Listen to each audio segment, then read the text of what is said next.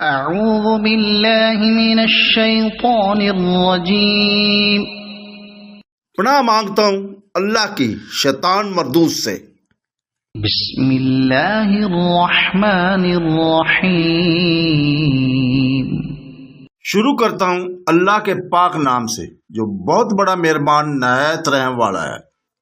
للہ ما فی السماوات وما فی الارض وَإِن تُبْدُوا مَا فِي أَنفُسِكُمْ أَوْ تُخْفُوهُ يُحَاسِبْكُم بِهِ اللَّهُ فَيَغْفِرُ لِمَن يَشَاءُ وَيُعَذِّبُ مَن يَشَاءُ واللہ علی کل شیء قدیر۔ آسمانوں اور زمینوں کی ہر چیز اللہ ہی کی ملکیت ہے۔ تمہارے دلوں میں جو کچھ ہے اسے تم ظاہر کرو، چھپاؤ، اللہ اس کا حساب تم سے لے گا، پھر جسے چاہے بخشے اور جسے چاہے سزا دے، اور اللہ تعالیٰ ہر چیز پر قادر ہے۔ اس آیت میں اللہ تعالیٰ فرماتا ہے کہ یعنی آسمان اور زمین کا مالک اللہ تعالیٰ ہی ہے۔ چھوٹی بڑی چھپی یا کھلی ہر بات کو وہ جانتا ہے، ہر پوشیدہ اور ظاہر عمل کو حساب لینے والا ہے۔ جیسے اور ایک جگہ فرمایا ہے، کہہ دے کہ تمہارے سینوں میں جو کچھ ہے اسے خواہ تم چھپاؤ یا ظاہر کرو، اللہ تعالیٰ کو اس کا نجوبی علم ہے۔ وہ آسمان اور زمین کی ہر چیز کا علم رکھتا ہے اور ہر چیز پر قادر ہے۔ اور فرمایا وہ ہر چھپی ہوئی اور علانیہ بات کو خوب جانتا ہے۔ مزید اس معنی کہ بہت سی آیتیں ہیں، یہاں اس کے ساتھ بھی فرمایا کہ وہ اس پر حساب لے گا۔ جب یہ آیت اتری تو صحابہ کرام بہت پریشان ہوئے کہ چھوٹی بڑی تمام چیزوں کا حساب ہوگا۔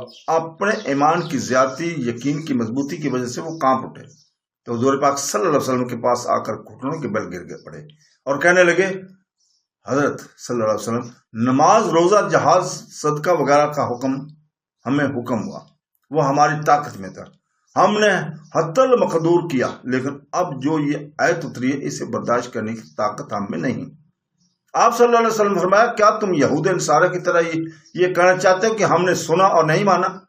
تمہیں چاہیے کہ یوں کہو کہ ہم نے سنا اور مانا، اے اللہ ہم تیری بخشش چاہتے ہیں، ہمارے رب ہمیں تو تمہاری ہی طرف لوٹنا ہے۔ چنانچہ صحابہ کرام نے اسے تسلیم کر لیا اور زبانوں پر یہ کلمات جاری ہو گئے تو آیت اتری اور اللہ تعالیٰ نے اس تکلیف کو دور کر دیا۔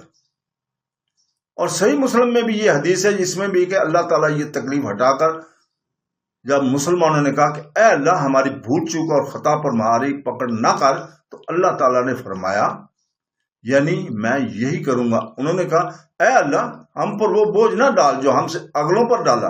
اللہ تعالیٰ نے فرمایا یہ بھی قبول۔ پھر کہا اے اللہ ہم پر ہماری طاقت سے زیادہ بوجھ نہ ڈال، اسے بھی قبول کیا گیا۔ پھر دعا مانگی، اے اللہ ہمیں معاف فرما، ہمارے گناہ بخش اور کافروں پر ہماری مدد کر۔ اللہ تعالیٰ نے اس سے بھی قبول فرمایا۔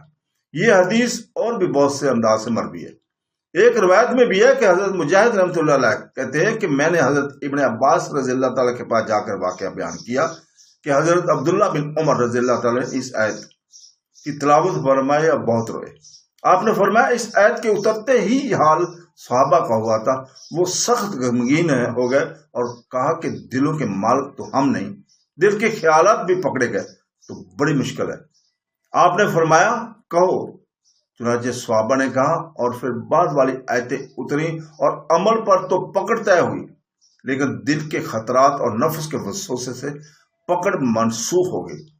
دوسرے طریق سے روایت ابن مرجانہ سے بھی اسی طرح مروی ہے، اور اس میں بھی یہ ہے کہ قرآن پاک نے فیصلہ کر دیا کہ تم اپنے نیک اور بد اعمال پر پکڑے جاؤ گے، خواہ زبانی ہوں خواہ دوسرے اعضاء کے گناہ ہوں، لیکن دلی وسوس معاف ہے۔ اور بھی بہت سے صحابہ اور تابعین سے اس کا منسوخ ہونا ضرور مروی ہے۔ حدیث صحیح حدیث میں ہے اللہ تعالیٰ نے ہماری امت کے دلی خیالات سے درگزر فرمایا، گرفت اسی پر ہوگی جو کہیں یا نہیں۔ بخاری اور مسلم میں ہے حضور پاک صلی اللہ علیہ وسلم فرمایا، اللہ تعالیٰ فرماتا ہے جب میرا بندہ برائی کا ارادہ کرے تو اسے نہ لکھو، جب تک اس سے برائی سرزد نہ ہو، اور اگر گزرے تو ایک برائی لکھو، اور جب نیکی کا ارادہ کرے تو اس طرح ارادے سے ہی نیکی لکھ لو، اور اگر نیکی کر بھی لے تو ایک کے بدلے 10 نیکیاں لکھو۔ اور روایت میں ہے کہ ایک نیکی کے بدلے 700 تک لکھی جاتی ہیں۔ روایت میں ہے کہ جب بندہ برائی کا ارادہ کرتا ہے تو فرشتے جناب باری میں عرض کرتے ہیں کہ اے اللہ، تیرا یہ بندہ بدی کرنا چاہتا ہے۔ اللہ تعالیٰ فرماتا ہے رکے رہو جب تک کہ نہ کر لے، اس کے نامہ اعمال میں نہ لکھو، اگر کرے تو ایک لکھنا، اور اگر چھوڑ دے تو ایک نیکی لکھ دینا، کیونکہ مجھ سے ڈر کر چھوڑتا ہے۔ حضور پاک صلی اللہ علیہ وسلم فرماتے ہیں جو پختہ اور پورا مسلمان بن جائے، اس کی ایک نیکی کا ثواب 10 سے لے کر 700 تک بڑھتا ہے، اور برائی نہیں بڑھتی۔ اور روایت میں ہے کہ 700 سے بھی کبھی کبھی نیکی بڑھا دی جاتی ہے۔ ایک روایت میں یہ بھی ہے کہ بڑا برباد ہونے والا وہ ہے جو باوجود اس رحم کرم کے بھی برباد ہو۔ ایک مرتبہ اصحاب نے آ کر عرض کی، حضرت کبھی کبھی تو ہمارے دل میں ایسے وسوسے اٹھتے ہیں کہ زبان سے ان کا بیان کرنا بھی ہم پر گراں گزرتا ہے۔ آپ نے فرمایا ایسا ہونے لگا؟ انہوں نے عرض کیا ہاں۔ آپ صلی اللہ علیہ وسلم فرمایا یہ صحیح ایمان ہے۔ حضرت ابن عباس سے بھی یہ مروی ہے کہ یہ آیت منسوخ نہیں، بلکہ مطلب یہ ہے کہ قیامت والا دن جب تمام مخلوق کو اللہ تعالیٰ جمع کرے گا تو فرمائے گا کہ میں تمہیں تمہارے دلوں کے اس بھید بتاتا ہوں جس سے میرے فرشتے بھی آگاہ نہیں۔ مومنوں کو تو بتانے کے بعد پھر معاف فرما دیا جائے گا، لیکن منافق اور شک و شبہ کرنے والے لوگوں کو ان کے کفر کے در پر وہ اطلاع دے کر بھی ان کی پکڑ ہوگی۔ ارشاد باری تعالیٰ ہے کہ اللہ تعالیٰ تمہیں تمہارے دل کی کمائی پہ پکڑے گا، یعنی دلی شک اور دلی نفاق کی بنا پر۔ حسن بصری رحمۃ اللہ علیہ بھی اسے منسوخ نہیں کہتے۔ امام ابن جریر بھی اسے روایت سے متفق ہے اور فرماتے کہ حساب اور چیز ہے، عذاب اور چیز ہے۔ حساب لیا جانا اور عذاب کیا جانا لازم نہیں، ممکن ہے حساب کے بعد معاف کر دیا جائے، اور ممکن ہے کہ سزا ہو۔ چنانچہ ایک حدیث میں ہے کہ ہم طواف کر رہے تھے، ایک شخص نے حضرت عبداللہ بن عمر رضی اللہ عنہ سے پوچھا کہ تم نے حضور پاک صلی اللہ علیہ وسلم سے اللہ تعالیٰ کی سرگوشی کے متعلق کیا سنا ہے؟ آپ نے فرمایا اللہ تعالیٰ ہمارے ایمان والوں کو اپنے پاس بلائے گا یہاں تک کہ اپنا بازو اس پر رکھ دے گا، پھر اس سے کہے گا بتا تو نے فلاں فلاں گناہ کیا، فلاں فلاں گناہ کیا۔ وہ غریب اقرار کرتا جائے گا۔ جب بہت سے گناہ ہونے کا اقرار کر لے گا تو اللہ تعالیٰ فرمائے گا سن، دنیا میں بھی میں نے تیرے ان گناہوں کی پردہ پوشی کی، اور اب آج کے دن بھی میں تمام گناہوں کو معاف فرما دیتا ہوں۔ اب اس کی نیکیوں کا صحیفہ اس کے دائیں ہاتھ میں دے دیا جائے گا۔ ہاں البتہ کفار اور منافق کے تمام مجمع کے سامنے رسوا کیا جائے گا اور ان کے گناہ ظاہر کیے جائیں گے، اور پکارا جائے گا کہ یہ لوگ ہیں جنہوں نے اپنے رب پر تہمت لگائے، ان ظالموں پر اللہ کی پھٹکار۔